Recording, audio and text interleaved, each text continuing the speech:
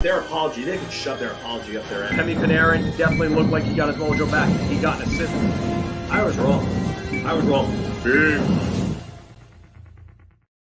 Welcome back, everybody, to another episode of Big Apple Hockey. Although this is the final buzzer with John Volkowski, I'm just going to turn it right over to the man, Mr. John Volkowski. Oh my God. I could run through a wall right now. I got beer going. I don't drink during the week usually, but I'm having a drink tonight after this one. We got the boys from Rangers Central. We got Nicky, who's not on video, but he's on audio with us. And obviously we got Mr. Rally Bucky himself, Matty. Let's go.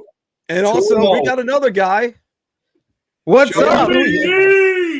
Podcast D. I got beer. Let's go.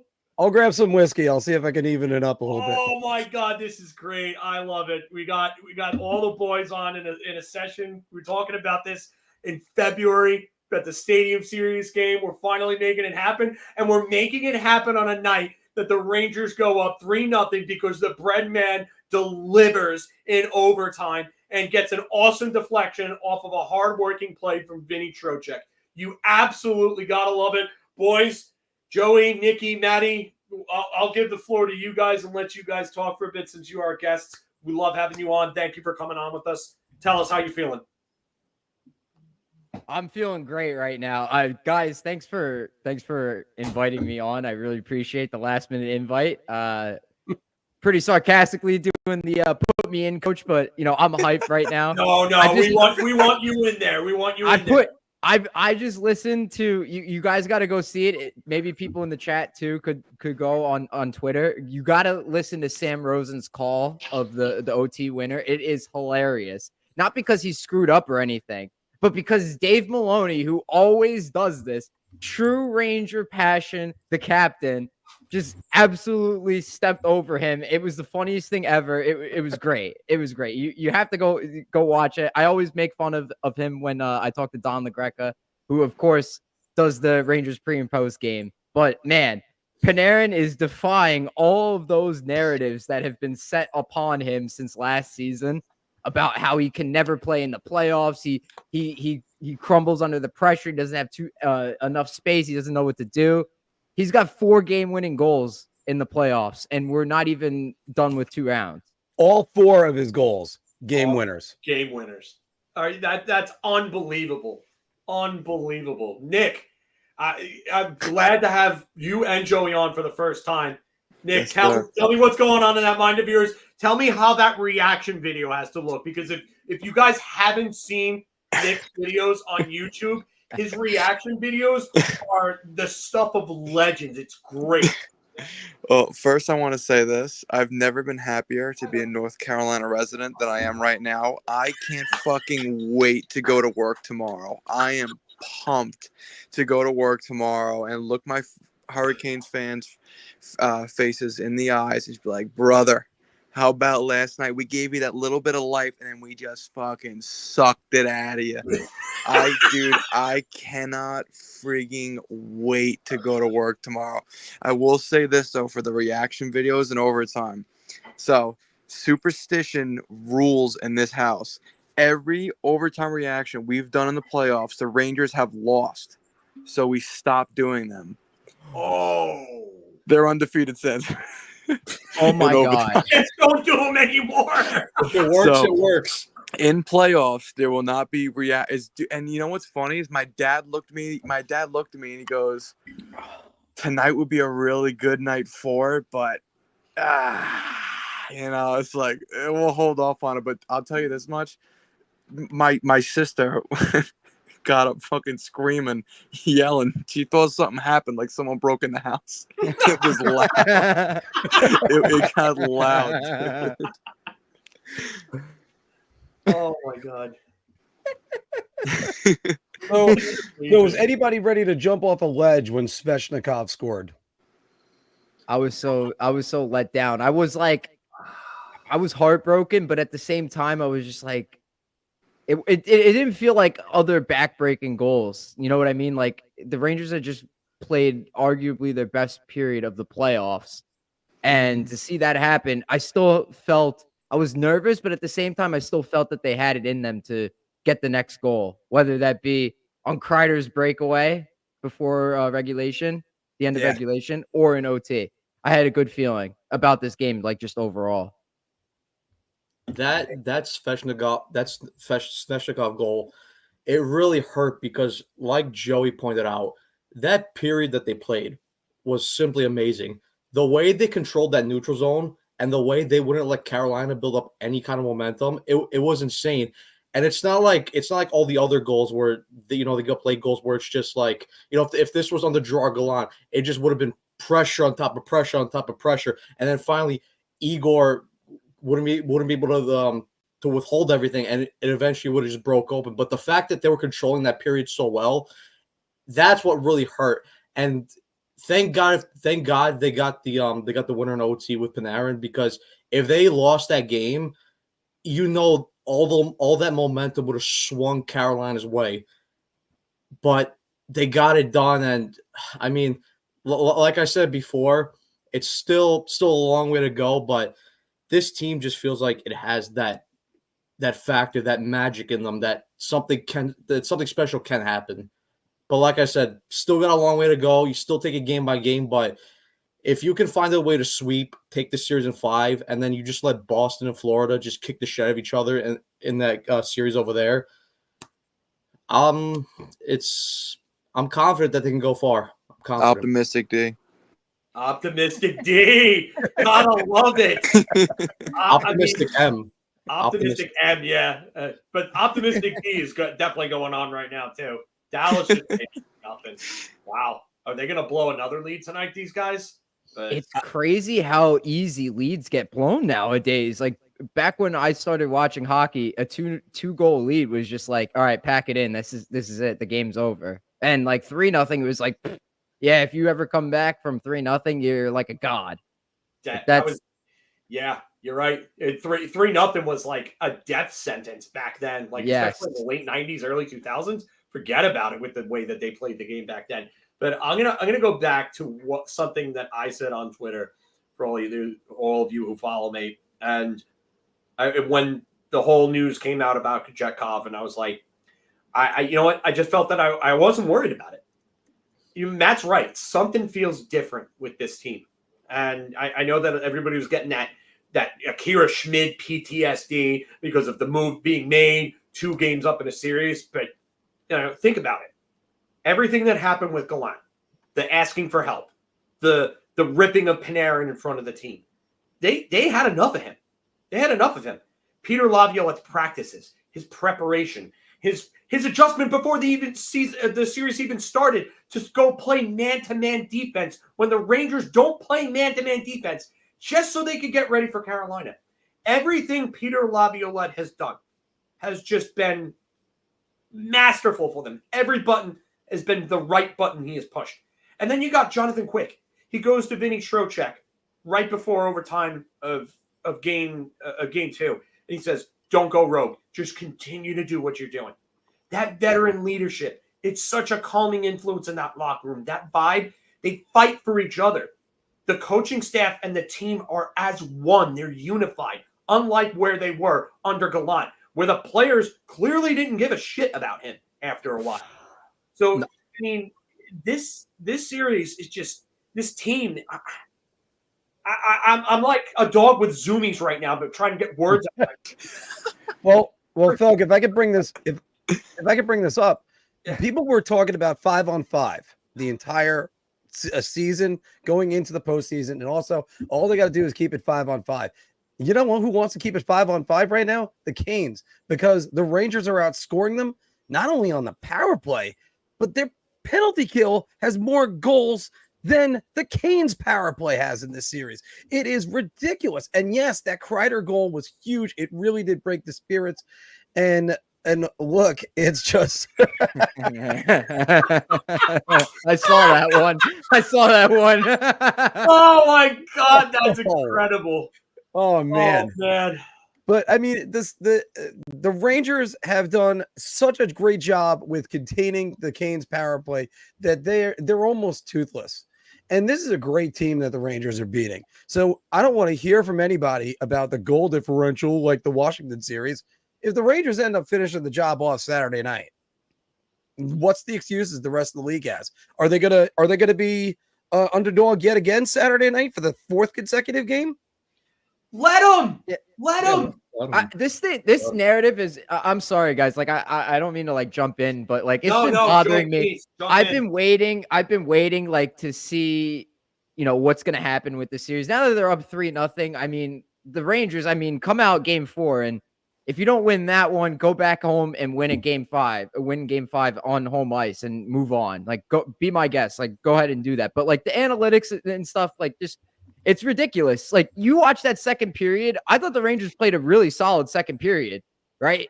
The penalty kill was awesome. I thought they had some great chances. Kreider gets the shorthanded goal. The Hurricanes ended up with 21 shots on goal. And I'm looking here, I'm like, where the frick did they get 21 shots? You know what they were? They were all like low danger, no screen wristers from the blue line or from the wall. And Shesterkin made them easy saves. And he works better. We know this. He works better when he sees more shots. He works better when he sees more shots for whatever reason. Absolutely. He's a psycho goalie. Like, but when he's cold, he doesn't do as well, it seems like. But it almost looks like the Rangers are playing into like the Hurricanes play style where they're letting them get those low danger shots, but just they have to do a better job tying up Gensel in front. Like, that's the only thing I could see for, Gensel was the only problem that the Rangers have had, and Aho in game 2. But I mean, that whole narrative that the Hurricanes are just such a dynamic, even strength team, it doesn't faze me because all their shots are from the low danger areas of the ice. The Rangers are getting quality looks. They're not getting many, but they're getting higher quality looks than the Hurricanes are. And that's another thing. I mean, like you said, you look at the chances that they have. They're all from the outside, from the exterior. I mean, but when you look at it, how many dangerous chances are they getting off odd man rushes? How many dangerous chances are they getting off the cycle? Nothing. Absolutely nothing. And this was the type of hockey when I was killing this team back in January, back in December, I said they're not a bad team, but they have to go back to that play style that they had back in October, November, where it was just shut down defense. And I always felt confident that if they could just get that pat down, that neutral zone defense where you could just control the game through there, the offense will come because you have those dangerous weapons. Panarin, Mika, Trocheck, Laffy, Kreider. You have weapons. This is not like the Islanders from their 20 and 21 run where they would just sit back, not concede, and they would hope for a goal, and then eventually they would lose because they didn't have that goal scorer. This team has those weapons. And that's why, like I said, and what they're doing right now, and I praise them when they do it. Right now, the way they're playing is the right way. And this is the way that will get them even further into the playoffs. Nikki, I need to hear from you, buddy. I mean, all right. So, and I'm just going to go back and say one more thing about it. So, I think blowing the lead late and then beating them in overtime, it's just so much better that way because we gave them that glimmer of hope and we just took it away, and we took it away early in overtime. Did you guys watch as they panned around the rink and you saw the Hurricanes fans and the players' faces? They looked like they just lost the series after that. I mean, the Rangers have absolutely put the Ted Nugent, the stranglehold on this series. Love that reference. Right, is a good one, right? I figured you get a kick out of that one. But they've absolutely put their foot on their throat. I mean, if you got to think, I mean, we all played sports growing up. If you ever had a comeback like that where you just needed a win, you're in front of your home fans, you need this more than anything. Yeah, that was for you, Matt. You need that more than anything, and to have it taken away that quick. I love it, dude. I mean, I was pissed. I was wigging out when they blew it because I thought the game was over. But to just come back and beat them in overtime, I'm like, oh, I'm so fucking pumped right now. Gotta be quicker than that. You gotta be quicker than that. Dude, I kind of want to go to game 4, man. I don't know, guys. I've never been to a game at PNC Arena where the Rangers have lost. Oh, man. Wow. You know what I thought of? One last thing on the analytics thing before you guys move on. you know how like people in the crowd will always say like on a power play, like shoot the puck, like or people online will always say like, oh, nothing happens because they don't shoot the puck. Well, the Hurricanes are that team. Like they just shoot the puck. Like that's it. Like they're that team encapsulated. Like, and it doesn't matter where they are. They'll like cross the blue line and then just throw a shot on goal. Like whatever. They're in the neutral zone. Throw the shot on goal. You know, you might get traffic in front. Maybe the goalie botches it and it goes in or something like that. But that's how I feel is like the Hurricanes are just from seeing them play in these 3 games. I don't know. I feel like we kind of overestimated them just a little bit. This comment from Romanello is just, I was going to say this, and then he just brought it up. And if, Carolina, these last 2 games, has probably given the Rangers their absolute best shot. And the Rangers just took it and said, that's all you've got, and then just crushed their souls. If they couldn't capitalize on that first period where the Rangers couldn't develop anything in terms of moving the puck up the ice, getting sustained pressure. I mean, everything was going Carolina's way in that first period. And the fact that, and I remember, Phil, I remember you said on the post game we did after game 2, you said that there's going to be a storm surge in that first period. If they can hold off and find a way to only get out of there either tied or down 1-0, you take that. Mm-hmm. Yeah, and that's what happened. Beautiful. And for the rest of the game, they kind of started out a little better in the second period, but once they started getting those power plays and the Rangers penalty kill just took all the momentum away, everything swung the Rangers' way. Everything. Well, first, just to address this comment from Joe saying we can actually start thinking of the next opponent. No, you can't. The marathon. Why? You don't know if it's Boston or Florida. Secondly, don't count on the next opponent because after all, there's been 4 teams in hockey that have come back from 4-0 deficit, 3-0 deficits. Is it happening? Not likely. Yeah, don't make it 5. Like Jimmy, thank you for coming. I'm glad that Evan sent you here. Just that's awesome. If you guys want other post game, Evan's doing his right now in Rangers Central too, so support him as well. We got we got Nick and Maddie as well from Rangers Central here. So he finished promotion Philk. Promotion Philk for Promotion D. We got Ice Cold Takes with Joey DeMeglio right over here, Joey D on our bottom left. So make sure you check his stuff out as well. But we're promoting all over. It's hockey YouTube coming together to talk hockey, to drink beers, and to celebrate an amazing win. So if you guys in the chat got your beers out, make sure you're drinking them with us. If you ever go to Aruba, you have to try this beer. It's called Bolashi. I saved 1 can for a special moment. And Attaboy, D. I'm celebrating with you guys. Saving beers, D. Let's go. Conservative D. God almighty. Oh man, this is great. This is like Stadium Series all over again. I freaking that was a great time. I can't believe how long ago that was already. And again, it was another time where it looked like the Rangers might lose. Next thing you know, bang, bang, 2 points. Mm-hmm. Yep. I'll listen to all of you these already and thanking all of us for amazing content and giving a great. That's what we're here for. Posts like this make this so much better. Yeah. It's we give to the people love it, and there's a space to talk hockey about. Wait, can you pull up that comment and record D'Angelo is coming on soon? What? I didn't see that one. Where is that one? Joe Graves. Oh my God. Joe Graves, you know it's a good one. Poor D'Angelo.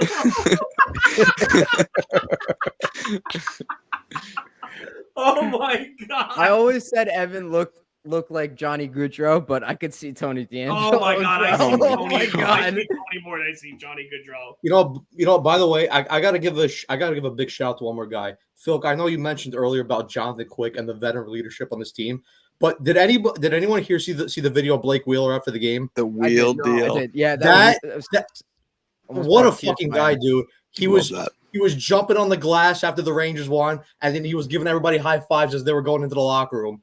That is fucking veteran leadership, and he's not going to play for the rest of the playoffs. But you know what? If he could provide support like that, you fucking take that. What a guy!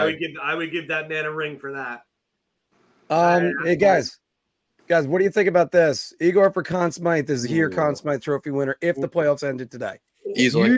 It does go to a goaltender. It usually does go to a goaltender, but I don't know. He hasn't really, like, aside from game 2, he hasn't had to. Yes. There he Yes. is. Call me. Did you see the comment earlier in the chat? D'Angelo and all this without me getting a chance to defend myself on this? Come on now. Core D. I get all these comparables. I had somebody tonight. I already forgot what someone tonight called me. I'm getting all these comparables. I'm getting D'Angelo, Vetrano. Which one is it? Come on. Can we at least unite on one? I see Tony more than anything, man. I'm sorry. But like that. I actually think you guys can make solid cases for 4 New York Rangers if they won the cup. Let's say, for instance, today, there's a long way to go, but you're looking at Igor, obviously, Vinny Trocheck, Mika Zibanejad, and Artemi Panarin. Especially when Artemi Panarin scores, they win the game. Yep. You know what's funny? And I know Marc's going to get a chub right now. Either he's going to get a chub right now, or he's going to just pat himself on the back because he's the leader of the fan club. But Chris Kreider has been an absolute fucking horse for the Rangers. And oh my God. What Evan? Do you see something in the chat? The chat, just every Core D'Angelo again. Core D'Angelo. Oh my God, that's great. Evan, Wes, thank you very much. Evan, you're handsome.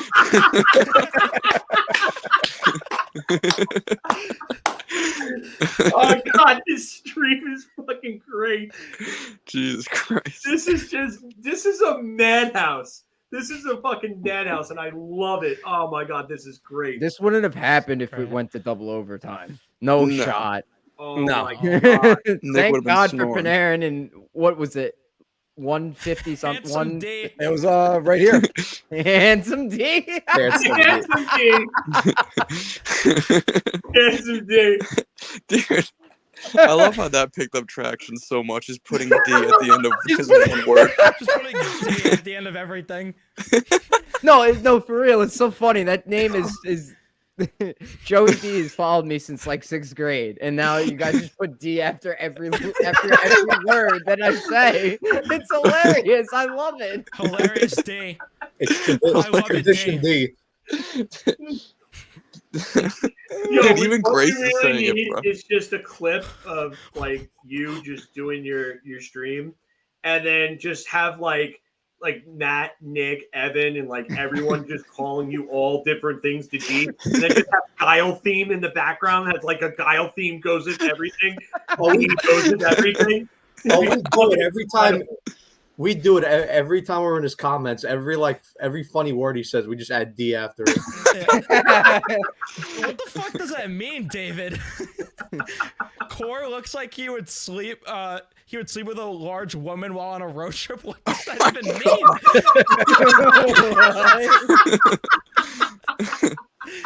And then Mike, who wouldn't, Dave?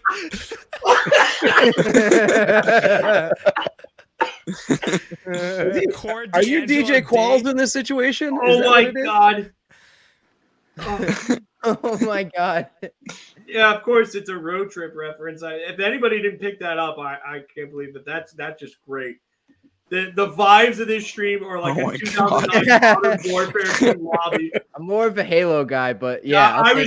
Joey D, I love you even more. Halo D. Halo D. Here's going to be Halo D now. Halo 3, best friggin' game. Oh yeah. Master Chief D. Master Chief D. Can we get some Blue Steel D?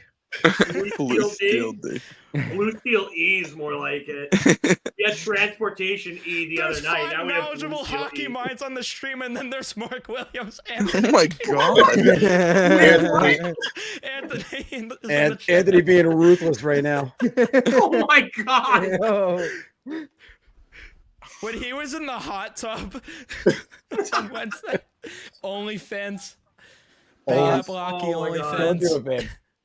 This is Anthony's on Don't do it. ice cold slander hour.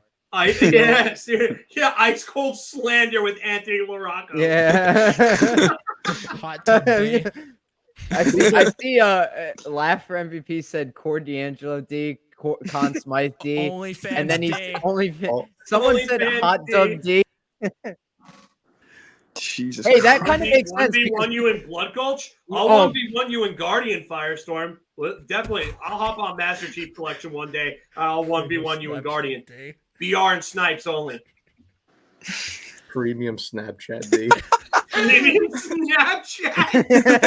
Oh my god. Patreon D. Easy PC is one of my followers on a mutual of mine on Twitter. So I love that. I love Absolutely Anthony. love that.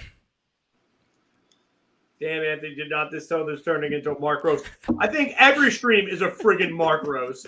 all the time. I get it bad. How was that semen salmon that you had? Yeah. Oh no! Wait. Oh, I must have missed something. Yeah, Joey missed it. Oh my god. Oh, Joey. So just to kind of give you a preface on this, like Mark has a way of bumbling words. Like, I don't know if you know about his Justin Huberdeau thing, but he managed to kind of fumble semen and salmon together. No, it was season. It was season and semen. Yeah, so he said, I semen my salmon my God. with. And then It he was- stopped. It was I seasoned just don't- salmon, guys. I just don't know how we went from Mark saying that PLD is the equivalent to Ebola to him saying season semen. Okay. PLD being the equivalent of Ebola is probably one of the funnier things I've ever heard Mark said in like the 13 years that I've known Mark. PLD. Oh God. CLDD. C Truba E instead of C. Because he's flowing that fucking elbow around. Semen, salmon, plus Anthony in the hot tub out of nowhere, all in one show. Who was it was it Matt? Was it you that said I didn't know Big Apple Hockey had an OnlyFans? Yeah. that was incredible. And then I saw that big banana hockey. Big banana hockey. Big Apple Hockey. That's gonna live forever now. Big Apple Hockey in bio. What happened first? Big banana hockey is established, or Mark gets actually demoted to mini Apple Hockey? I mean, he got demoted a couple streams ago at this point. He's been demoted and promoted so many times. Layup talk out of order. Yeah, layup talk out of order. Well, I had to do that. Oh my god. Hey, Anthony, did the Islanders want to make the playoffs? Do the Islanders still want to be playing hockey right now? I should have asked that to DiPietro yesterday. Yeah, this is another one. We don't have to see that stupid win celebration, the little storm surge. What's the thing they do? This like Yeah. Yeah. I'll never forget Oh a couple god. years ago when Brennan Even Lemieux made Joe's fun getting of in it. on it. Oh my god, demoted D. When Mark asked Maria to marry him, she had to wait to make sure that's what he was trying to say. Hey, there was a lot of pressure. There was a lot of pressure. I had to make sure I actually got the right words out. Man. Oh. Firestorm, why would you do this? Like, what's wrong with you, man? Nobody wants to think about that.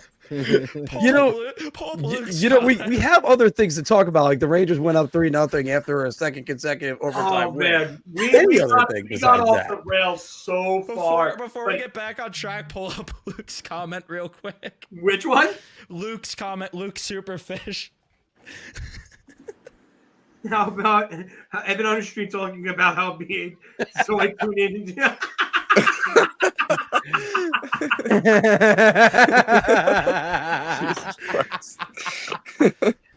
Oh my god! This is off the rails like when we played Cards Against Humanity. Oh, Oh no, you guys don't know about you guys. That's behind the scenes footage. Nope.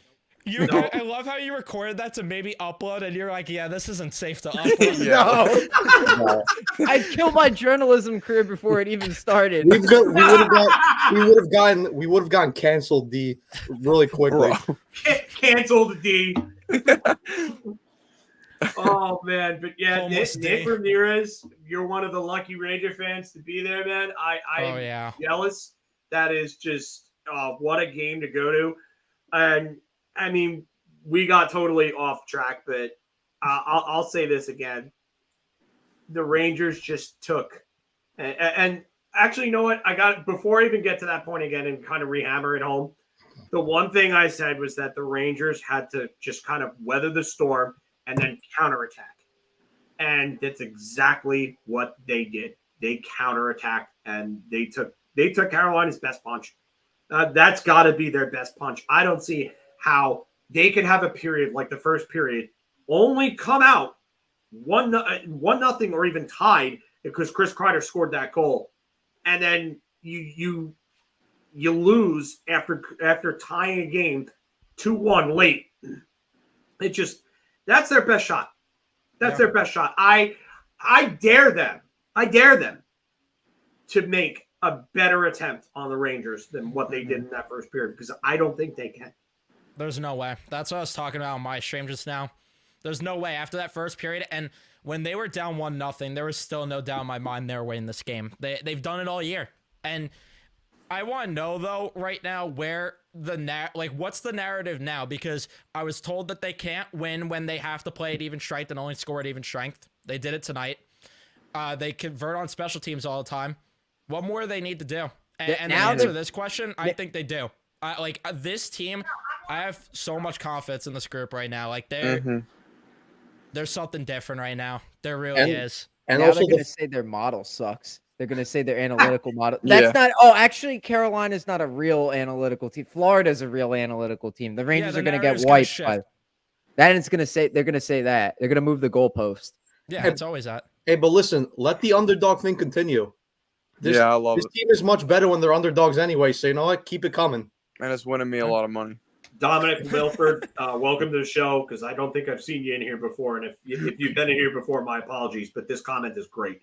Panarin has as many game-winning goals as the top players have goals for Carolina. Mm-hmm. That's insane. Yeah, don't forget Gensel has an empty netter, so one of those goals is just doesn't really count. Good call. And speaking about which, is Seth Jarvis on a milk carton in this series? Yeah, seriously. Got one goal. Another point that someone made in my comments is they have more shorthanded goals than the Canes have power play goals. Oh, yeah. Boys, the Rangers are going to set the record. By the end of this, they're going to set the record for most shorthanded goals in the playoffs. Yeah. I think it's possible. Ice cold take. Ice cold take. The guy over there on the top left is probably going to go batshit crazy, because the guy that's going to help them get there is his favorite player. Barkley Kreider, baby. Got the toga. Chris Kreider, yeah. Christ Kreider. Oh my God, Christ Kreider. Get the toga. Can we have a toga party like in Animal House where Marc has to be like Bluto and just crack a whiskey bottle over his head and then drink a bunch of beers like Stone Cold Steve Austin style and just chug both of them? The toga at the Santa States. I would definitely walking around in a shirt that just says college on it, because I would love to do that while Marc is doing all this insane shit. Well, especially if the Rangers win the cup, there's a ton of insane shit I'd have to Bender. Total bender. That's what happens if the Rangers win. It's a party bender. That's it.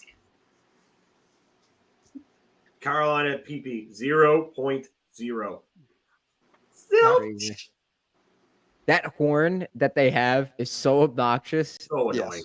They absolutely do not need it, because the crowd itself is always excited and into it, which I give them credit for. But that horn, them, Pittsburgh, and Washington, who started it, get the fuck out of here. I'm sorry. This is so annoying. They need to air out the Let's Go Ranger chance with it, though. Already. This is. I know. I don't usually curse, more but profanity laced streams, so it doesn't really even matter. Boss Croker's going to be a shit show if the Rangers win a cup. Yeah. That'd be crazy. I'd be willing to do a live stream there the entire game, the watch along. So, we got to do that. Anthony. Oh God, Anthony! Oh my God. You know, Anthony's making an enemy over here, and it ain't me. You know. Oh man. You know, he's not helping his case. I keep on saying it's a little bit of razzing. Mark was probably wondering why Lavi was on the Ranger bench instead of the Canes bench.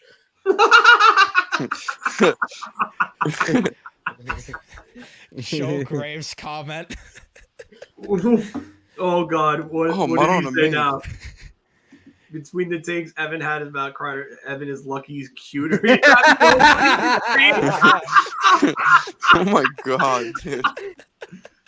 That's the second one tonight that is called Evan either Boy. cute or handsome. He swung for the fences on that one. Oh my God, that Oh, was a man. home run. Absolute home run. Rangers shorthanded 28 times, outscoring opponents 3-2. In the playoff, holy All three of shit, the goals bro. came from That's- Washington. That's insane. That's That's That's insane. nuts. That's nuts. By all means, put Rempe in the lineup then. Oh, that's right. They're outscoring them. Yeah, they have 3 shorthanded goals. Washington only had 2 power play goals, and I think weren't those 2 power play goals in the same game? Yes. Yeah, too. game 2. Yeah. Oh, Yeah, Rangers PK has been amazing in this postseason, and they're averaging, like I said the other day, like 1.2 shots per penalty kill. That's Fabrizio ridiculous. saying That is we need absurd. Dolan to stay away from MSG for both teams. I mean, he was there in game 2. I'm He's fine with making him being there. Oh, he's making a killing, right? He's having a good time right now, James Dolan. Let me tell you that, man. Love you boys. Just watch the Tom Brady roast. There's other people to roast, Anthony. There's other people to roast. Oh my It's not just me. God. No, it's okay. I'm getting the backhanded compliments here. I got another one from Luke. I'm getting the backhanded compliments all around tonight. Luke, when I see Oh when I my see Evan God. cute is definitely not the word that comes to mind, but okay. Whoever's in the bottom left corner, gorgeous. I can't take my eyes off it. Oh my God. This is fucking great. This is great. So fucking funny. Oh my God. By the way, what about that Hedel, Wenberg, Cockle line? Cockle looks fantastic tonight. If Hedel scored that goal, Yeah. I would have Forget went. about it. I would have went insane. Yeah. Me and Matt both basically said that we would have just basically. I said specifically that I would have probably shot a load through one of my walls. You would have the I said headline. TV. The headline in the New York Post would not have been Rangers win Game 7 on the front page. It would have been Ice Cold takes strips naked and runs around the neighborhood. That's what it would have been. That was Local Hedel scored that podcaster goal. gets arrested for public nudity. yeah. Hey, Phil, John Radigan with a great PSA for us. Don't buy champagne goggles. In 94, 30 years of prescription glasses now. Need I say more? There is one more thing to say. The goggles do nothing. I was gonna make a reference with Joey D's or Streaker D as we should call it. Streaker D over there. I like it. Anybody ever seen Orange County when fucking Jack Black goes Eat through the for the street? salmon.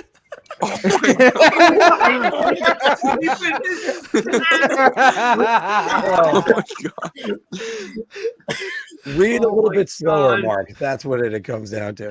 Oh jeez. Shot a load through the wall. There's gotta be a better way to say that. No, like I think that's what we meant here, Rob. No, Like, that's literally what That's I what we meant. I meant. meant I would have probably came so hard that it would have probably shot my load through my wall. I actually meant to say that. There's no mistake there, Rob West. Oh my God! It just you got me thinking of Orange County where Jack Black goes streaking, and the guy's on the police thing, and he's like, "We've got a streaker, 5'9", unkempt, shortly," and then the scene just fucking ends. I just thought of that, or if you want to talk about old school, or Will Ferrell's friggin' through the street, and his wife comes and picks him up or whatever. Yeah. That is great. Everybody's doing it. Dallas is up 3-0 again. Oh boy. Luke Superfish. Oh God! And then, Vietnam let's see if they blow flashback this trigger. game. That Heedle move would have caused some motion on my cock. That was good. That was good. That was good. That was good. I like that. That was That's funny. great.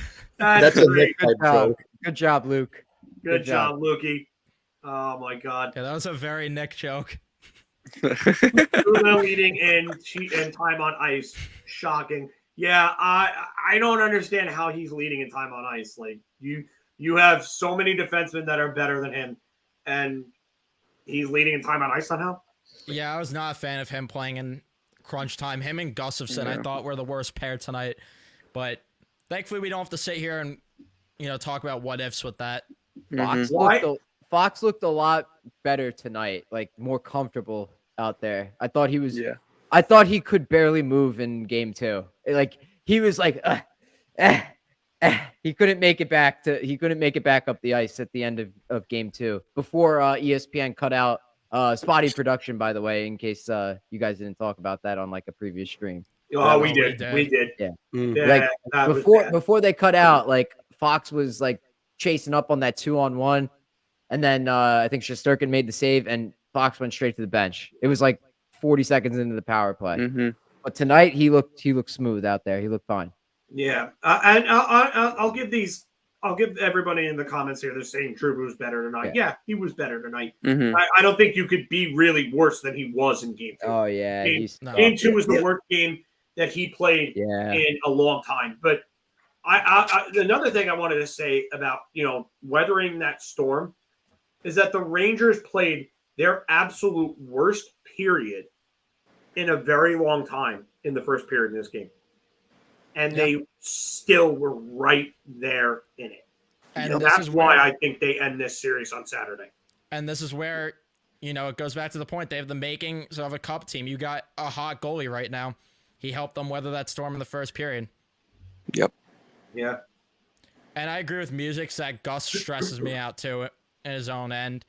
Yeah. Like, this is why I think all of us want, or at least most of us wanted Jones in for this series, especially because, breaking the puck out, that first pass is so much more crucial against the Hurricanes. Not that it matters, they're up 3-0 anyway, but, having Zach Jones in here would make things a little easier, but it's hard to complain when you're up 3-0 right now. And also Keandre Miller and Braden Schneider again. Just really good, really solid. I said before the ball started that I was really going to keep a close eye on Keandre Miller because I thought that him being on that second pair and being that best defenseman, it just really would have helped the depth of that D-core. And him and Schneider, they just work really well together. You see how comfortable both of them are when they're on the ice together. It's great when your top two defensive pairings are just locked out. I thought that's what you guys were laughing at while Polish Matt was talking. Yeah, it's Evan's fan club is definitely cracking all over. Well, I mean, you look at the way Trouba's played. The one criticism I'd have for him, basically, it's universal across every game. When he's on power play too, it's like he's just stapled at that point. He does not move whatsoever. I agree. Gustafson too, though, wasn't moving either. I was shocked that Heedle. I know he's first coming back, but I would think, why not, let him get more comfortable by playing with a man power there. Let him play on the second power play unit. Yeah, not in the third period. Not in the third period of a tight game. Two defensemen. No, easier like minutes earlier in the game. Yeah, exactly. Easier minutes for him earlier in the game. Get him going. He was, obviously, like the way the game started off, Carolina really got on them a lot and was skating well. And this comment is amazing. That's great. That's great. That's Jesus. great. Oh, my girlfriend's My not watching right now. It's funny because it's not me. Oh my God. 4-0 Stars, by the way. The way you're ahead of me, Matt. They're probably about to score here on this rush. When Yeah, there it is. Yeah. When the second power play unit came out tonight, it was back to most of the time, like during the regular season, it's like, all right, power play 2's out there. We're not getting a goal. That was a good power play, boys. Like they move it around for a minute, 10 seconds, and then second power play unit comes on. It's like, all right, our job's done. Time during that. Yeah, it's like, all right, you could go take a piss or whatever, and that's it. Like that's how it was tonight with Power Play 2. I thought like, okay, yep, all right, we're done here. I see Trouba out there like not moving, and it's like, okay, here, let's just take a shot from as far back in the blue line as we can. That's it. That's it. I just wanted to bring up this comment real quick about Othman, and then I wanted to bring up the one from Dimitri here. Wait, I missed the Othman one. The Othman one was John Radigan was saying that Othman came back after missing 2 games, being boarded from behind, and then scored. Pack can close out Providence tomorrow. What Which would, round Pack are they look in? really good right now. I don't What know if you round guys are they watched. in? I think it's the second round, Wolfpack. Mhm. Okay. And there's how many rounds in the AHL? It's weird. It's still right? 4. Still Oh, 4. it is Yeah, 4. it's still 4. I thought it was 5. No, it's still Reason. 4. But this comment here from Dimitri is right on the mark. No pun intended. The Trouba injury was the best thing that could have happened to this team. And yeah, you got to see Jones. Jones established himself as an NHLer. Likely Gustafson is probably gone after this season. Jones will probably step in on that third pairing. He'll probably be playing with Trouba if Trouba is still here. I'd imagine if they win, they probably will still be here. But Jones proved that he could play. Miller and Schneider proved that they're the second pairing going forward. And this team just played amazing. And Evan, you brought up Zach Jones before, and I actually kind of called for it too, because I thought that Jones would have been a better fit in this series over Gustafson. But yeah, you can't make that move right now, obviously. It's not going to happen. Mhm. Jones, the difference with Jones and Gustafson's not bad at this, but Jones is actually exceptional at it, is the fact that he can just dodge and avert forecheck pressure. And that's big against a team like Carolina, who sends forecheck pressure in waves, sending in 3, pinching up the boards aggressively. The key to beating them, and we're seeing the Rangers do it. We saw the Islanders do it. The Rangers did it obviously 2 years ago. Doing it again, and they're doing it masterfully, is that puck support on the first pass out. That is the key to beating Rod Brindamore's system. And the best part about it is Brindamore in 5 years has not learned to adjust to teams that can beat that. He hasn't. He's doing the same thing he did 2 years ago. The same result is happening. The Rangers are finding that first clean pass out, and then they're getting out of the zone, and they're beating them in transition. And this is exactly why probably they backed out of giving him that extension, Carolina. That's probably why they backed out, because they figured if you don't win this series and you get out coached again, which he was obviously going to by Laviolette, I think they're going to move on. I really do. If it's over on Saturday especially, I don't think they're bringing him back. Like, how could you after this? There's been no adjustment from him. He got beat by the better team. That's the way I would say that. And the other, and by the way, just to mention this, just before we get too far off of Trouba, and then I'm going to turn it down to you, Ice Cold, is that, like the Rangers have a history of this happening where they have a defensive pairing, they stick with it, they run it into the ground, and then an injury happens and something changes. Think about Girardi and Stahl. Girardi and Stahl was the pairing that they always went to in the early 2010s. Stahl gets injured, and then it's Girardi and McDonough. Then it leads to McDonough and Stroman. And then Delzato moves down, and then finally they go, the hell with Delzato. They ship them out, and they got Kevin Kline, and look what he did for that defense. So it's something that it's a blessing in disguise, possibly for every single party involved. And by the way, we've talked about this on several streams, that Brindamore is probably going to lose 2 series. The last 2 series he's going to lose to the coaches he played for in the Stanley Cup Finals. Yeah. Before we move into the next topic, I saw some people saying about how Schneider looks like a little bit faster, and Phil, you're talking about how like the puck support on the breakout. I also noticed that the Rangers, like when that pass is not there, they're skating out of the zone with control of the puck, and that is huge. Like that's something they weren't doing in the regular season. Like they would turn the puck over, but ever since they did that Miller and Schneider pair, those two specifically have started skating the puck out of the zone, which fits with their skill sets. I don't know why they weren't doing it before, but for some reason now they're doing it, and it's beautiful. There was a few times that Schneider just was like, all right, to hell with passing this. I'm getting this out. Like he turned from behind the goal line and he just made a beeline straight out of the zone, and it was clean. Got to the red line, dumped it in, and no turnovers, nothing crazy, no coming back the other way. Unlike when Trouba made that turnover in game 2 that led to, I think it was the 3rd goal. But yeah, like skating it out of the zone has been really helpful for the Rangers defenders, and getting that forecheck off their backs from Carolina. $2 for Evan. Oh my God. Handsome. Oh my gosh. OnlyFans E. Only fans E. I love it. You might have to start one after this, Evan. I'll Oh my sell God. some feet pick. I'll sell Oh some my feet pick. Why gosh. not? Yeah. Him and Anthony are gonna do hot tub streams together. Oh my god. Show off our feet in the hot tub. Oh, There you go. Oh my God. Evan D. I love this name right here because I am a huge Pantera fan, and I Yes. love the fact that you share the name with the lead singer of Pantera. Welcome to the show, and what a good night it has been. Joey D, I just want to piggyback one real, little quick thing on what you were just saying, and I'll let somebody else have the floor. Sure. But you were talking about skating the puck out of the zone. You know who's been surprisingly really good at that when he's coming back and supporting? He's actually been supporting the play back in the zone more than I ever expected. Roslovic. Yeah. And he's been great in transition. Yes. His speed is like unmatched. I heard Johnny Laz talking about it on his podcast before game 1. He asked Laviolette a question about it, like in the offensive zone. I know you're talking about the defensive zone, but like that speed he has to the outside is so helpful. And you saw it on that very first goal he scored in the series. He goes around the net and sends it out in front to his advantage ad. You don't get there if you don't have Roslovic's speed.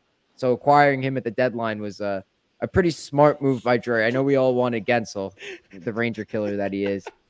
I was Is on laughing at these TNT. comments. I didn't even see this one. oh my god. I thought this was the one you were laughing I was at. I didn't laughing even at see that one. Anthony's. I didn't even see. Yeah, I'm we missing- don't need to keep going to that.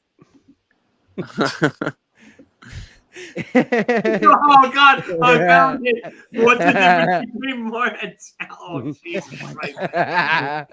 I'm trying to save all of us a lot of headaches.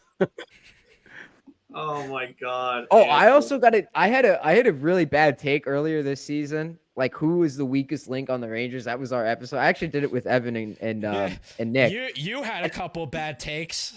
I said Schneider was the weakest link on the Rangers at the time. That you could hear not what be Evan and I further said from the about truth Lash? right now. No, the problem was that dude just as you could see, it just the pairings were bad, and that'll go to Laviolette.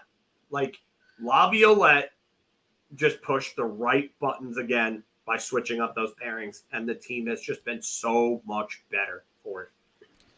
But I mean, at the time, the criticism was valid because Brain Schneider at the start of the season was horrible. Oh yeah, he was. Oh, But Yeah, but yeah. now people weren't a fit.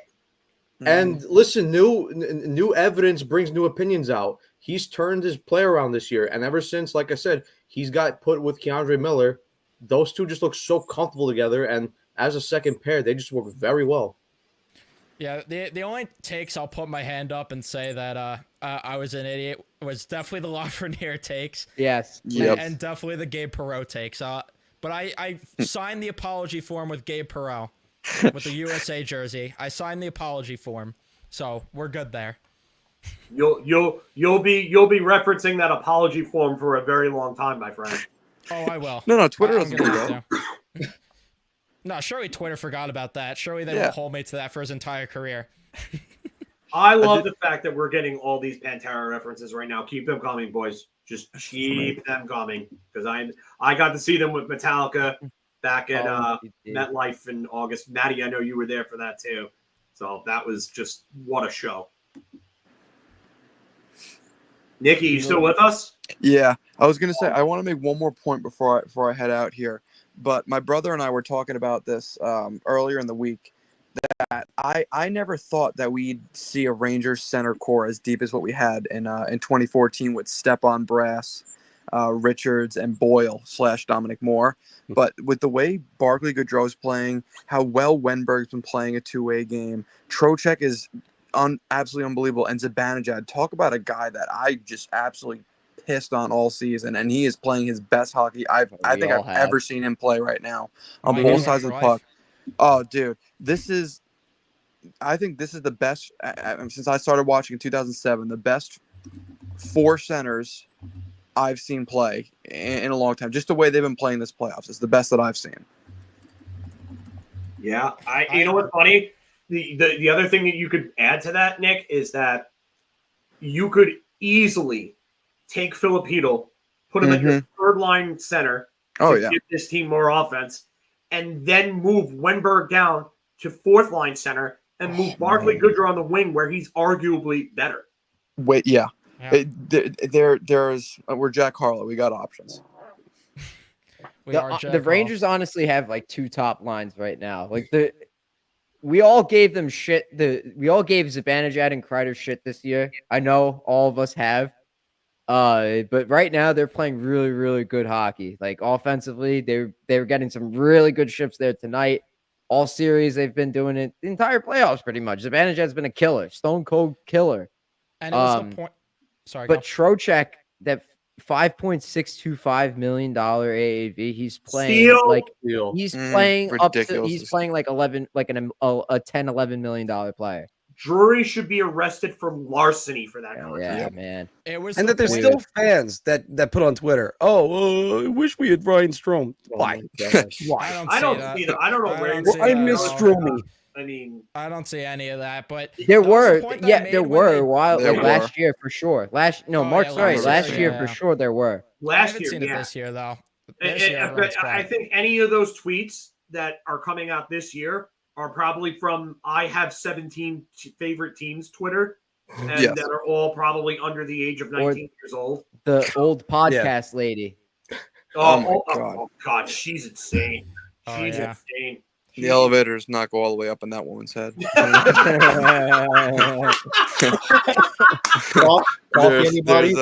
There's a few steps. There's a few floors that are skipped on the way there too. No, but with the Trocheck thing, I was gonna say, like, when they signed him, I said in that video that because I was after the Avalanche won, I'm like, the Rangers need. It's just you look at every winner, they have a strong 1-2 down the middle. The Rangers needed their version of Kadri, and Kadri was an option to get that offseason, who I potentially wanted, but he signed for way too much. And Trocheck was the next best option. If anything, they did better by getting Trocheck. 10 times. Kadri has fell off tremendously since he signed that deal. I did not want Kadri. I was so wary of him and the career year that he had in Colorado because a guy like that. He's had 2 years in which he was ever really like that type of level player. 2013, where he was a point per game in the lockout year, and then that year. That's wait. Contract years too. Someone put she's got 2 brain cells left, and one is giving the other CPR. Wait, what? Lady. Wait, who said that? Mike Passion. Oh, oh my God. This comment is amazing because it's this is great. God. Anybody who needed this is like Cards Against Humanity for real. Oh yeah. Go to David's comment. A couple under. yeah, that's good. A couple kangaroos loose in the top paddock. Oh my God. Oh my God. Wait, did she actually say she couldn't wait for Tom Wilson to destroy Ketel? Did she actually say that? No way. Wait, what? Podcast lady might have to cut up some cardiac Ranger and Big Apple hockey shirts after this.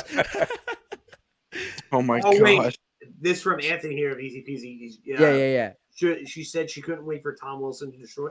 Like, what's wrong with you? Again, I mean, something a little bit off there. I mean, are we really surprised? Just a little bit. I mean, she accused Jacob Trouba of sexism and misogyny because he didn't come on your podcast. I don't think people understand how hard it is to get people to come on. Like, players are the hardest. Current players are the hardest to get. You. That's why we've had mid-season. No, one he went current on Elliot player. Freeman's podcast. Come on now. Yeah, because he's a guy. Right. Yeah, it's award winning. And let's not forget, like literally 3 days later, he did that like sit down interview with Michelle Gingras in the car. Yeah. Mm. Yeah. I just, so that stuff is just, it's out of control. I mean, we were really close to getting one of either Cam Atkinson or Derek Brassard with us like a couple of years back, and that fell out. And it's really hard with these PR teams. They vet everything. Yeah, we just got Jacob Slavin. That was it. And Jacob Slavin happened because we happened to know one of our viewers actually made that happen because they had family friends. So it's not something that is easy to do. I mean, we're working on Mike Modano right now. Holy shit. Yeah, we're working on Mike Modano. Yo. We put out a feeler to that. There are Legend. other ones that we're trying to work on. I should message Stan Fischler. He started following us a while ago. Yeah, we would love to get Stan on. The Maven. I'm gonna try to get Stephen Valquette to come on with us. That's difficult, man. Yeah, he would it is. That's my goal too for this summer. It's MSG. They're like the Pentagon, man. Like they don't let anything. But Phil, you're absolutely right about that. I just got Rick DiPietro on the show yesterday. It took like almost a year. This was way longer than it took me to get Kevin Weeks on the show. It took me a year to get him on, to like iron out a date. I talked to the guy in charge of ESPN in October, and he was like, "Oh, okay, I could get you Rick," and it took until now, May, to get it. Like I was telling people, "Oh, I'm getting DiPietro on in like November," and it didn't happen until now. So it's just all about persistence. So to give up halfway through, like not even halfway through, it's just to say like, "Oh, he didn't come on because of sexism." It's just a cop out. And it makes us all look bad. Come on after that. And I don't know why Steven even entertained trying to help her out, but I give him credit for his patience to try to, because his point makes complete sense. Like, how does she expect to not interview anybody and then just go to the captain of the New York Rangers? Like, you have nothing to back up like any credentials or anything. You can't expect that. You can't get any current Rangers players. They're off limits. Current players in general. It's not even just Rangers. It's current players in general. Hardest to get on. They're the absolute hardest. Yeah, like there's a couple other guys like Sonny Milano I'm trying to get on too, because I know people that know him. Even AHL guys, I've tried messaging them and they said, "Oh, sure, you just have to email this guy." And I go and email the guy, and the guy's like, "Unfortunately, we can't acknowledge this request." And I try and ask why, and you get nothing back. That's it. Like, even the guys they draft right away, like you have to be super freaking quick to get him on. I think Broadway had Zach Jones on like right after he was drafted, but if you try and get like Lafreniere after he's drafted or Braden Schneider after he's drafted, the Rangers will just step in and say no. We have experience with that. Anthony and I were at the 2018 draft in Dallas live when we had Off the Post, and it's hard because we tried to get interviews with players right after they were drafted. Yep. I see Evan cracking up at one. Credentials. She offered him lunch, yeah, and coffee. And she said she'd behave. Yeah, and she said she'd behave. Draft day. Draft D. Draft day D. Draft day D is great. Triple D's. Yeah, still. So Matt, you guys are going to be there for the draft in the end of the year? No, I'm not going to Vegas. Oh, yeah. Yeah, saying as a PR guy, there's a ton of work that's done behind the scenes and extremely difficult to get done anywhere without connections. Yeah, it's basically the truth. It's rough. I mean, when Anthony and I had Off the Post, I mean, we Anthony reached out to Bob McKenzie, Pierre LeBrun, several others, and it's just Ooh, I'd love to try Bobby Margaritas. Luke is on fire with these comments. Podcast Wait. Yeah, that's a good one. Oh man, and like Deep actually brings up a great comment here. So I think I said this on either Wednesday or I said this on the stream, on the post game stream on Tuesday, that this class has the potential to be the best class the Rangers have ever produced in their entire history. You're getting Lafreniere, Schneider, Will Cooley, Brett Berard, Dylan Garand, and Matt Rempe out of that. And Insane. they have 4 players already out of that group of 6 that are already contributing at the NHL level. And A of third course, liner, 2 likely to fourth be. liners, a goalie, a top 4 defenseman, and a top 6 winger. That's and of not course, bad. it was the first draft after Gordy Clark. Gordy Clark, he's just gonna haunt us all because little things like Leah Sanderson and Nils Lundqvist. Like, what were you thinking? Mike's comment. Have you tried sending signed photos of Evan to get them to come on the show? Jesus Christ. All right, boys, that's it for me. I got to hop off. Yeah, we're not gonna be too far behind. Rose- Thanks for coming with us, Nick. Of course. Deuces, Rose boys. deep. Go Rangers. Bye, Nick. Later, D. Wow. Good night, D. I love this one, by the way. This was always something I loved. When David said, I heard I have hopes that Leah Anderson, I hear, is captain material because he threw away his silver medal. Please. Yeah, I just never understood that, man. yeah, Just I never didn't get that. understood. No, I because like he the wasn't satisfied with losing. That's what it was. That's what, oh my goodness, he was going to be this great character guy. How about holding on to your silver medal to remind you that you lost and using that as your motivation? No, he threw it away like a petulant child, and he probably hit somebody in the stands. That's a great point. I mean, you really couldn't have said it any better. Really didn't make sense. It's just like they character, and on one of the biggest stages before he gets drafted, he throws away a silver medal.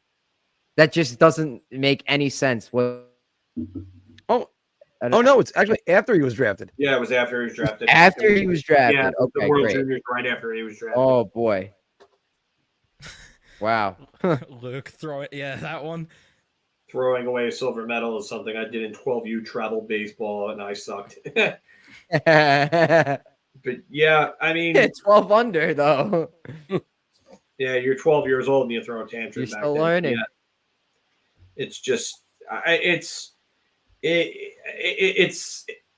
another just miss by Gordy Clark, and a long line of misses, and you just, I don't understand how this team employed him for so long when so many of his picks just reeked of I'm the smartest guy in the room, and they constantly came out wrong. Like, I think you guys are forgetting one of the worst picks from that era. Olaf Lindbaum. Off Limbo. yeah, that, you know what, that I can't say it's definitely up there. It's underrated one of the worst. He was like Low-key, not even yeah. a top ranked goalie. And you already had Igor in the pipeline and Georgiev, and you decide to take a goalie there? In the second round. That made no sense. Yeah, you usually don't take Put goalie. Olaf Lindbaum, like when we first started the podcast, and he was surprised too. Like, what I don't get about that is that they're usually one of two places that you take a goalie. You either take a goalie in the first round because they're that good, or it's in the middle of the round. Are you laughing at the call Big Lou one? Yeah. I agree with Anthony on that one. If the Rangers win, I mean, that's a sacrifice I think that Marc should have to make for us, you know? Oh, Yeah, yeah. especially if he makes that promise. I think I would do that. I would sacrifice Marc for a cup. If him calling Big Lou meant the Rangers win the cup, I'd sacrifice Marc. Sorry, You Marc. guys have no idea how awkward I am on the phone. I am terrible on the phone. And if you could have been a fly in the room when Anthony gave me the number telling me it was a different person, and I'm fumbling my words going, wait, what? Huh? I mean, if you messed up season and semen on stream, I wonder how bad it was on fucking on the phone.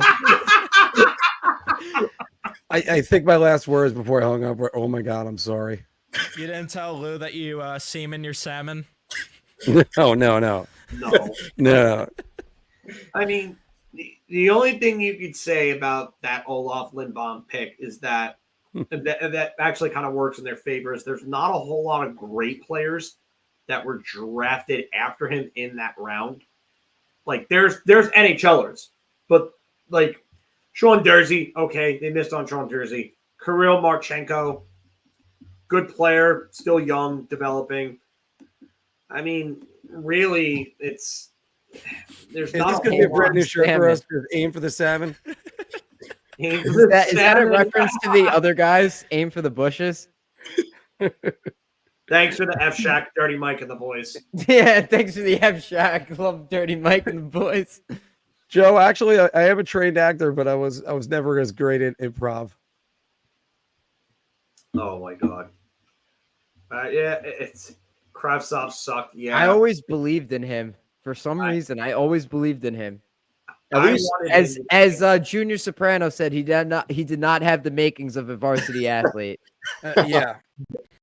At least though, with some of those bad picks, they were able to make up for it. I mean, like we said, they traded Elias Sanderson away for that pick that became Will Cooley, and they traded away Nils Lundqvist for a first-round pick that ultimately ended up being Gabe Perreault. So it's like, at least, I mean, and those were two big ones because Cooley's contributing now to this team, and he could very well be a good third liner on a cup, or right now he's a fourth liner on a cup team. And Gabe Perreault could potentially be one of, a great top 6 player for this team in the future.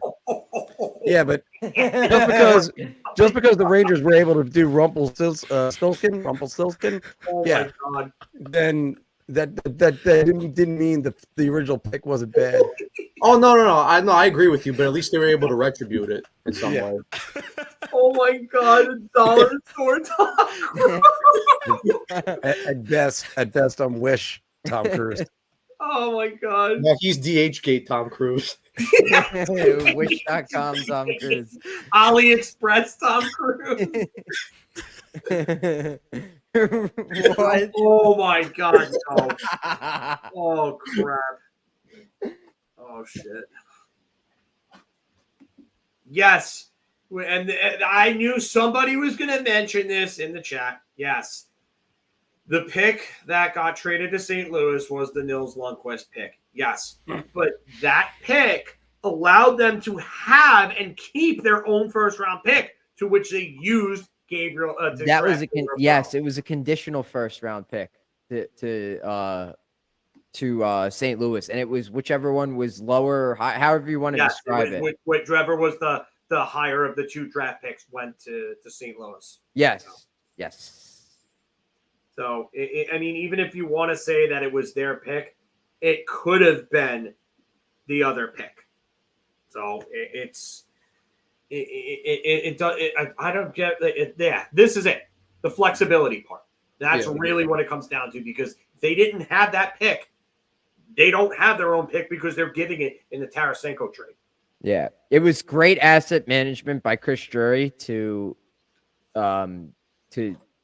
trade Nils Lundqvist for a first round pick, not waste the asset like he did with Kravtsov. And like another example is Jeff Gorton, how we traded Nemestikov and we got nothing out of it. It was like a 4th round pick and an AHL defenseman, Nick Ebert, I believe.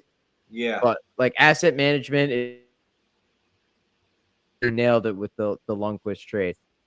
Kravtsov, not so much. Nils Lundqvist, A+. They gave back Lath's second point. They took on the OT winner.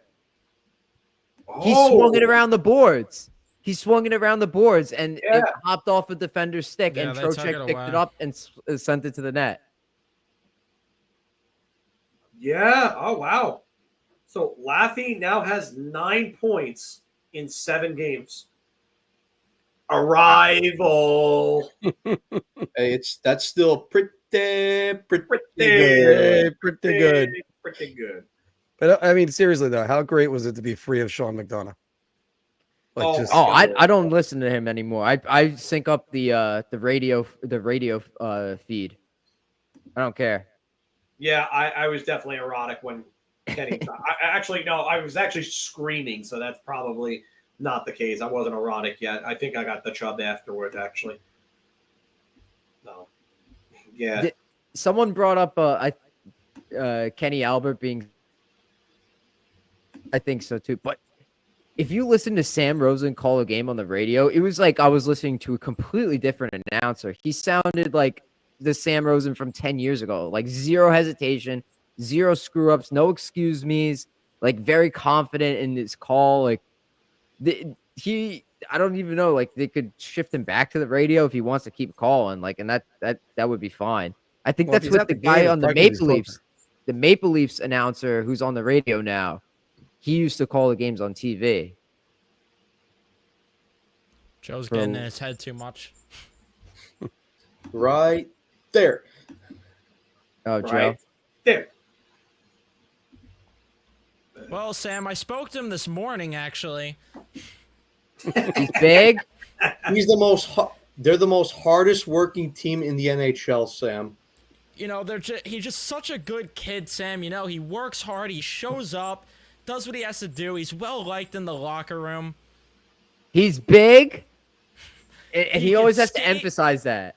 He always has to emphasize the big part. Like And skate. He could skate. go in here. I forgot what game it was, but I will never forget this season when Sam's face after he messed up in the opening, where he's just like, Meek is a bad chat, and Ryan Lingard have been one of the best D pairs, and Joe's like, well, it's actually Adam Fox and Ryan Lingard, Sam. And Sam was just so, his face after was so funny. I want to see a live stream of like their faces from when they were in Calgary 2 years ago, and Sam called Adam Fox Adam Fucks. Oh yeah. Oh, I God. remember that. Yeah. I wanna see that, and not only that, but like the next commercial break, like what happened there, because Sam Joe had to tell him that he said that, or Sam had to know, and it had to be hilarious. Bill, That's I still remember- nothing close to hearing Ralph Kiner call games, guys. Come on. I remember that same road trip. It was in Canada. Almost dropped an F-bomb. He was talking about Michael Bunting. He's like, boy, Joe, Bunting always has a smile on his face. Like he was about to say like fucking face. But he paused himself. I have it saved on my phone. It was hilarious. So Biz actually said ass tonight on the stream. I caught that, yeah, his face TNT. after. I thought that was pretty funny. Wait, Oh, what yeah. happened? Biz said ass on during the intermission. Oh yeah, I saw With that. Check, yeah. Yeah, that was the I thought that was pretty funny. I was like, he really just said that? They just His face after, you could tell somebody behind the camera was like, Biz, shut the fuck up. I don't know if anybody is familiar with this blooper, but that almost reminded me of the Booker T blooper from the promo with Hulk Hogan when he was in Harlem Heat back in like the 90s. And I know that I'm probably going pretty deep here because I don't know how many wrestling fans we have right now. I'm not a. But you just look up the Booker T Hulk Hogan blooper, and you'll know exactly what I'm talking about. And Booker T just drops an N-bomb in the middle of this promo on accident. It's just, Hulk Hogan, we coming for you. And he drops the N-bomb right afterwards. And then you see his face, and he's just like, oh, God. And then Sensational Sherry, who no longer with us, rest in peace. She was the manager for Harlem Heat at the time, the valet. And she literally puts her hand on Booker T's shoulder and like pats him. And I'm like, but this is one of the greatest wrestling bloopers. Oh wait, I think I have seen that one. Yes, Oh. I think I have. Yeah, Joe Graves. Joe's a wrestler, so Joe knows exactly what I'm talking about here. Yeah, and me, F knows. He knows. VCPC, you got it. The only thing better is Scott Steiner's math. If you don't even have to be a wrestling fan, just go YouTube Scott Steiner math promo, and it's just absolutely hilarious. Absolutely hilarious. Oof. Oh, just what a series, guys. What a You know series. what? This comment right here is pretty good too from Fabrizio. Kako looked a lot more confident tonight with Edel back. He looked like there was definitely chemistry between the two of them. There's more. Yeah. Yeah. I like them. I like Kako. I think he's fine. I think the Rangers should keep him. cheap third line, reliable defensive player. I know he's not the second overall pick that the Rangers drafted him to be, but I mean, he's called here. He's found his fit. Really, before this season, he didn't really have a place on the team. Like, we were trying to figure out, okay, maybe in the top line, wasn't scoring goals. Maybe with Panarin. For some reason, Glenn didn't think that was good enough. And then the third line, it was just, we really didn't have much of a third line until we added Wenberg. I would keep him. I mean, the third line was actually producing some high danger chances today. I mean, the two that came off the top of my head was the Wenberg one at the start of the third period, where I forgot who, but they just got the stick on it. And then I thought he missed the open net. No, somebody got a stick. You only got one replay of it, of Heedle's dangle. I gotta see. Someone has to have clipped that. Yeah, but I think Matt's referring to the one that they fed to the slot.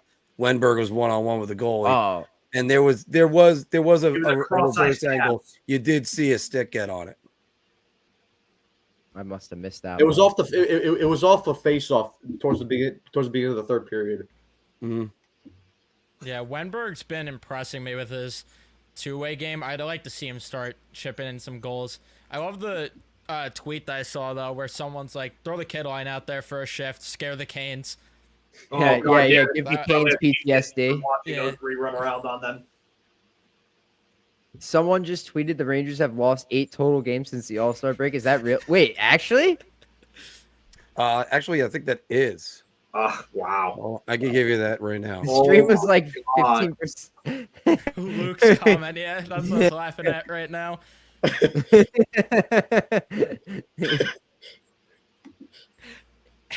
We should pin, like, can you pin this to the stream? Like when people click on the stream, this is what it says.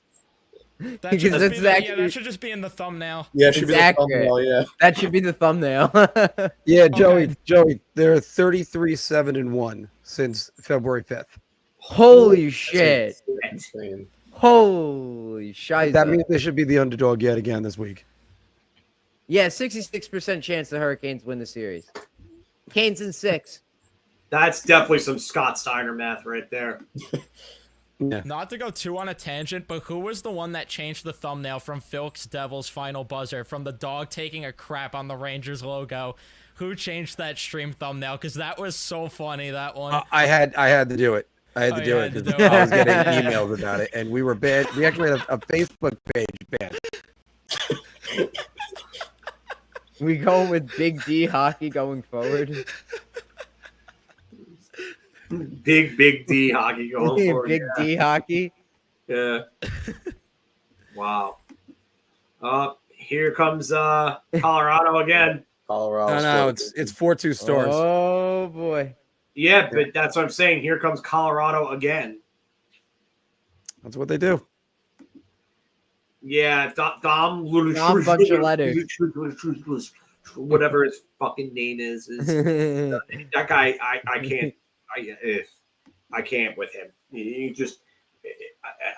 Every interaction I've ever had with him, where it's like it's hockey related, where I start talking about hockey, I see his posts and I'm totally convinced that he absolutely knows nothing about hockey, and then just puts in a bunch of numbers on a thing and is just punching numbers in Excel and charts and stuff like that, because like his actual analysis of hockey is atrocious. Like, and I get that analytics are used by many in hockey, but I tell you right now, a lot of the crap that gets put out there is not used. Yeah. And I've had beats like Vince Mercogliano, Larry Brooks, even Valley has even said that the stuff that you see publicly is not what these teams use. They want nothing to do with that. It's not what they use. So Evolving Wild and those idiots, said that, the Rangers are terrible and the Carolina is going to win this series because the Rangers are a terrible analytic team.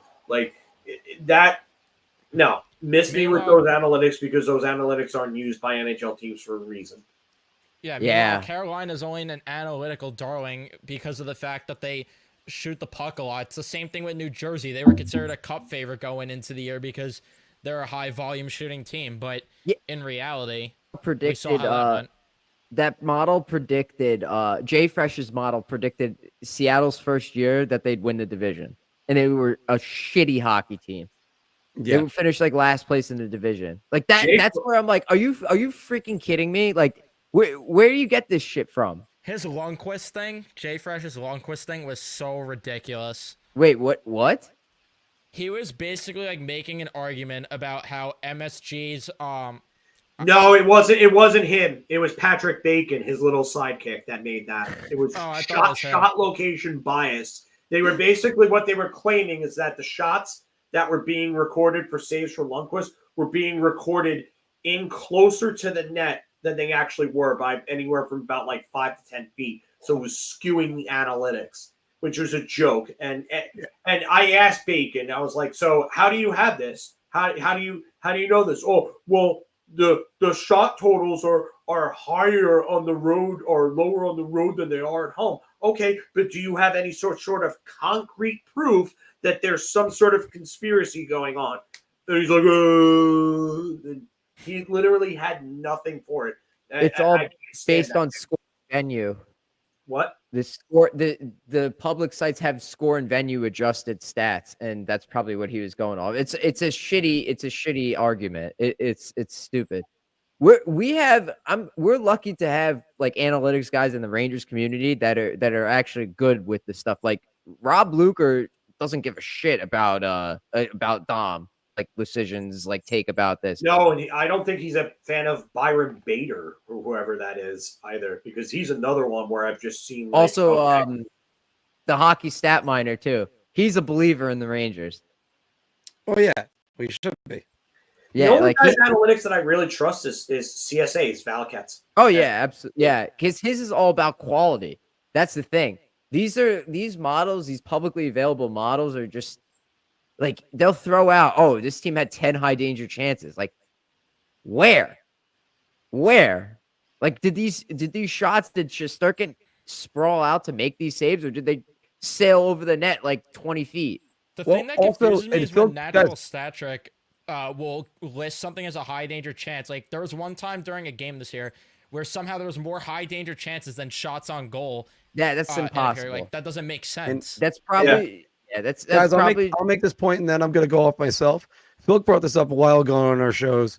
It's also different from having Matt Rampy with a high danger chance than Mika Zibanejad. So yes. Yeah, you've Yes. got to Context. account for one, who is shooting, where it's coming from, what type of shot it is, and is there a player on them? Analytics will never be perfect, and I'm not expecting analytics to be perfect.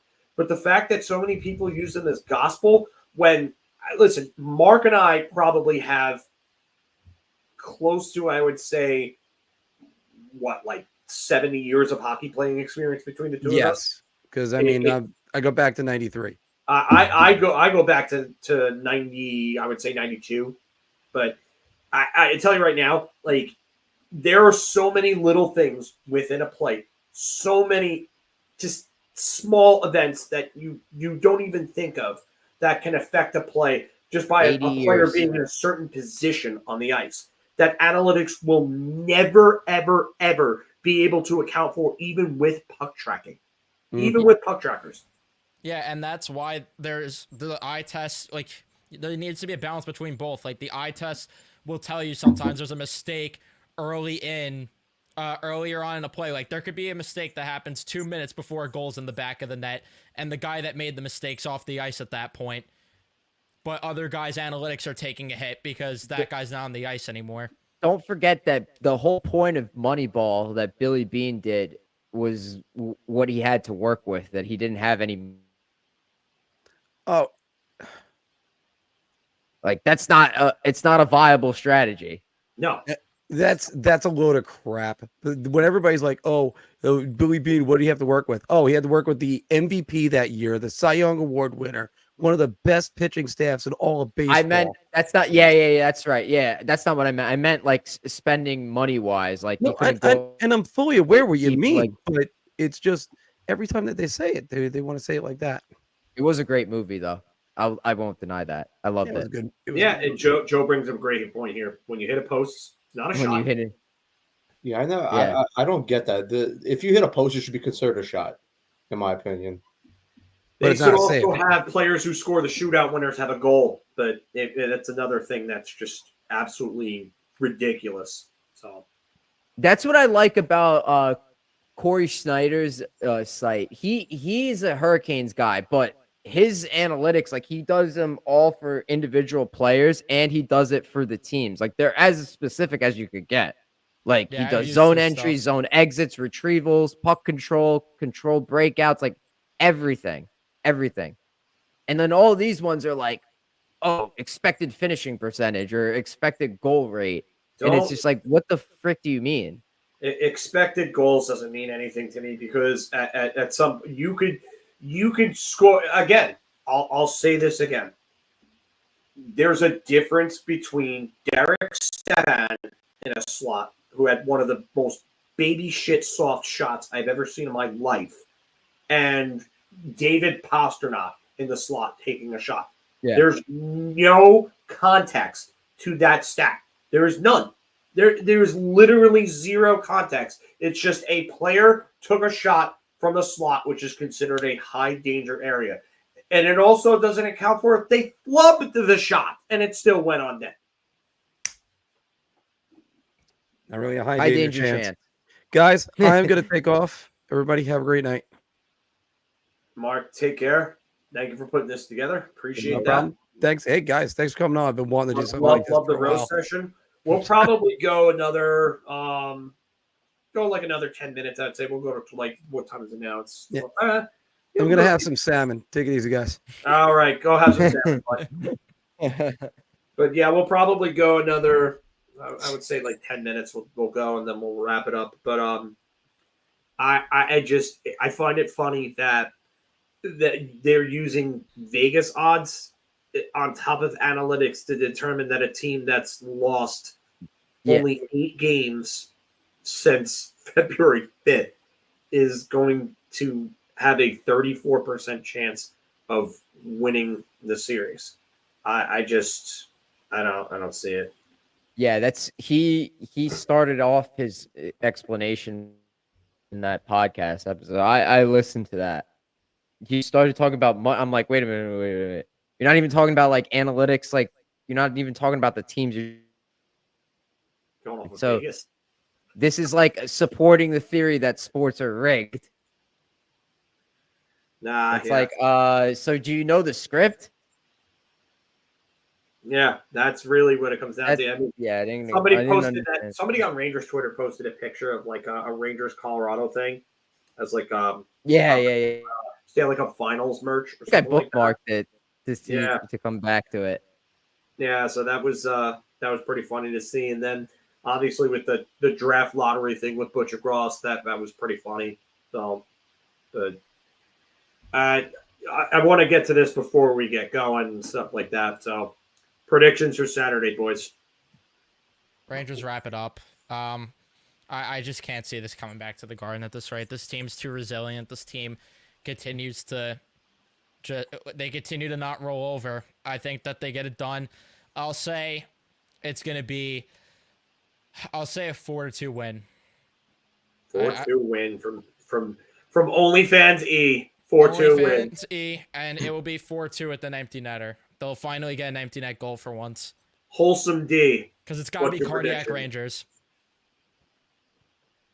I'll say I'll agree with Evan with Green Ranger Day. Central E. I think that low tip the puck in overtime, like said it all. The team's cooked. Carolina's cooked. I don't even think I was going to give them the benefit of the doubt. Like, see that they're going to back home, like give the fans one last, little victory to end the season on before they absolutely get wiped the floor in Game 5. I don't think they're going to make it that far. I think the Rangers are going to win 3-1 with an empty netter on Saturday and sweep the series. I'm gonna go 3-1 Rangers. I'm gonna say though it's gonna be a 2-1 for the majority of the game. They're gonna make it difficult. They're gonna make us sweat. They're gonna make us clench our ass cheeks, but they'll score an empty netter right at the end, and they'll seal the deal, and we'll be off to the conference final. Yeah. Kane's look shell shot. I've got to Exactly. make it a sweep of a 4-game of a sweep on all of us here and a sweep for the series. I don't see how Carolina can give a better effort than what they gave tonight. No. I just don't. Me too. I don't see it. You could see it in their faces when they lost. They're demoralized. Yeah, it's that's what Joe said. They looked shell shocked, and I would have to agree. And Brendan Moore's face in that interview right before the start of the third, I think it was. Yeah, before the start of the third. Yeah, like he was just like you could tell that he was scared. He was scared. I think that's a guy. I think you may be right, Evan. I think this may be a guy that may not be brought back. That looked like a guy that was fearing for his job because it looked like there was a lot of pressure on him. We got a Dallas 2-on-1 happening right now, and nope, Georgiev makes a save. But I think that he might be gone if they lose Saturday. I think that's it. I agree with the comment. I think that he's gone and he goes to Toronto. I think Toronto's going to overspend for a guy like Brendan Moore. Yeah, I could see it. That's definitely something that I could see. Go on my knees, pray that Craig Berube doesn't go coach New Jersey because his wife is from New Jersey. No. They're going to get Sheldon Keefe. Yeah, let them get Sheldon Keefe or somehow hire Gallant would be funny. Hire Gallant, hire Keefe. Just don't do Berube. I want them to get Gallant, especially so they get a taste of what we got, so they could get a taste of their own medicine there. Yeah. That would be fine. The Frank Gallant rants would be special. Oh my God. They'll have that initial success too with him, and that first year will probably be a better year, and they'll maybe get back to the playoffs and so on. But I tell you right now, once everything starts really getting into motion, they really get into having him around for a bit. He's going to piss off the wrong players. He's not going to get an effort from Jack Hughes that he likes, and then he's going to probably roast him out in front of everybody, and that's when everything will go wrong. Not only Brindamore's potentially his future's on shaky. What about Don Waddell? He's got to be on the hot seat as well. I mean, if you think about it, like if they get swept on Saturday, this is 3 times that this core group of players for the Hurricanes has got swept out of the playoffs. 2019, the conference final against the Bruins. Last year against the Panthers, and it could be this year as well. First, it's gonna be Brindamore though. But I do get your point. Like he finally made the all-in move, and it still isn't working. That's a good point, though. You know what? Waddell, it always stuck out for me, like his time in Atlanta and how he badly mismanaged that team. And part of their downfall was not just the fact that they couldn't keep guys like Kovalchuk and Hossa and so on. It was the fact that Waddell just made the wrong moves. He made the absolute wrong moves. And you want to talk about the deeper stuff with the AOL Time Warner and how they wanted nothing to do with, or how the AOL Time Warner had to sell to Spirit Group, and Spirit Group wanted nothing to do with hockey in Atlanta. They wanted to get rid of them as soon as possible. That's fine. But Waddell's general managing was not good. There were a lot of picks that, just didn't work out for them. I can go over guys like Boris Valabek and a bunch of other picks that they made. But Waddell for me just is not that good of a general manager. I don't see it. And honestly, if Brindamore goes, I wonder if Dundon really puts his foot down and gets rid of both him and Waddell at the same time and just decides to go clean slate. You wonder what moves would be made afterwards by the new general manager. So. Yeah. Oh, I like that comment here. Just tweeted. Which one? Just me 77. Molly Walker tweeted Filipino said he'd never been psycho. goaltender once he got on the ice. I even got a stick to the face once. I was like, yeah, give me more. I was like, that's what you want to see. And you know what the best part about this is he got better as the game went along. Yeah. Like he looked slow and behind the play that first period, and they all were.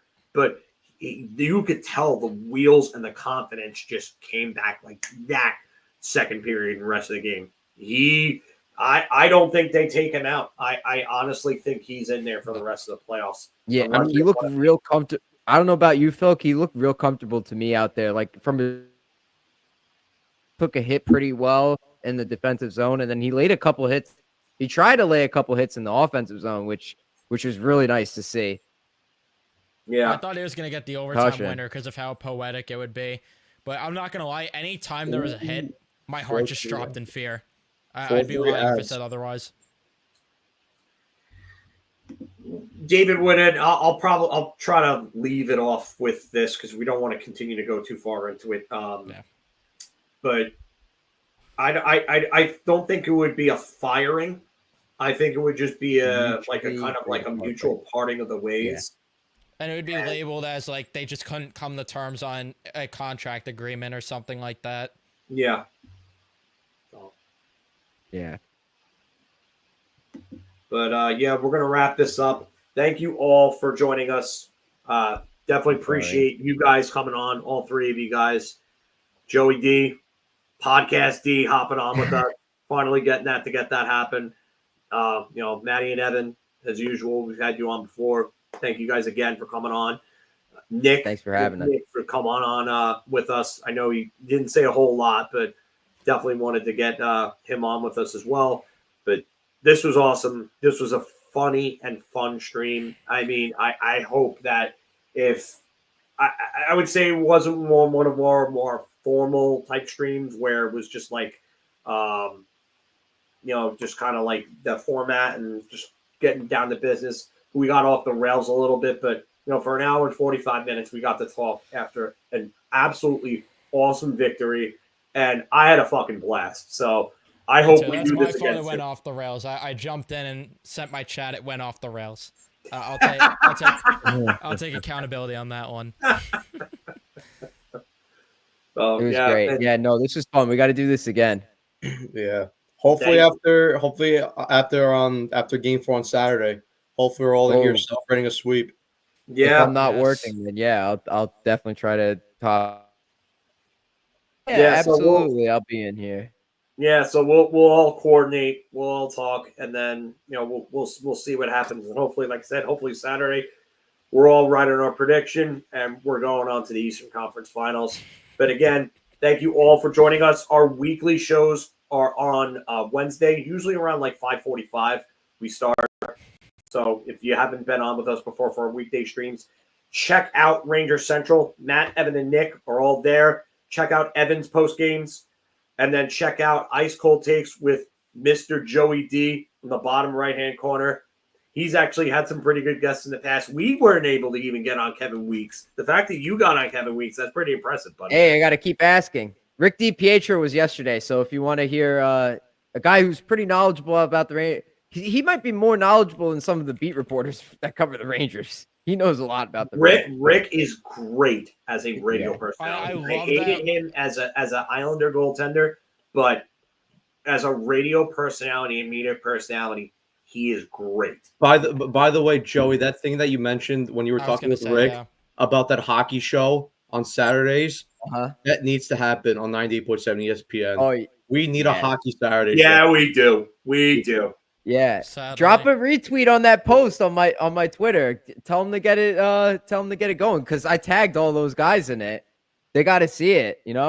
That I know Alan Hahn would love to talk about hockey. Don wouldn't say no to that, and Rick already said yes. Hahn used to be a beat writer for the Islanders actually for Newsday years ago. He used to do cover them. So yeah, he definitely loves his hockey.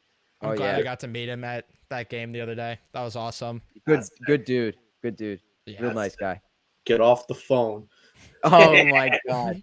He had a good one. He had a good rant the other day. I got to find a way to share it with you guys. It was hilarious. He talked about the pool haunting. But yes, thank you all for watching. Thank you all for being in the chats. I hope all of you love this stream because this is probably one of the most fun streams I think I've ever done. So thank you guys for joining again. We really do appreciate it. It was freaking awesome. So hopefully we will do this again soon. Everybody, have a great night, and let's fucking go Rangers.